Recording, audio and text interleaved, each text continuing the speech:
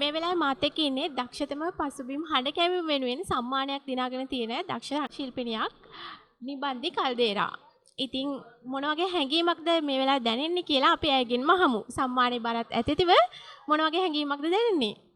ඇත්තටම කියනවා නම් පින්න මාධ්‍යශාලය හැම වෙලාවකම මට දුන්නේ මං පුද්ගලිකව කතා කරොත් මට දුන්නේ හැම වෙලාවකම අභියෝග වෙලාවකට කියනවා නිවේදකෙක් වෙන්න කියලා වෙලාවකට කියනවා හඬ කැවීම් ශිල්පිනියක් වෙන්න කියලා තවත් වෙලාවකට මේ සියලුම පැතිකඩවල් නියෝජනය කරන්න හම්බ වෙච්ච හොඳම අවස්ථාව පින්න මාධ්‍යශාලයේ බොහොම ආදරෙන් අපේ පින්නදුව මගේ ගුරුතුමා බුද්ධික පින්නදුව මහත්මයා මතක් කරන වෝඩ් සෙරමනි එක මේ විදිහට සංවිධානය කරාට අපි වගේ දක්ෂින්ව හොයාගෙන නිසි ඇගයීම් ලබා දුන්නාට බොහොම ස්තුතිවන්ත වෙනවා මේ විදිහට මේ සියල්ලටම.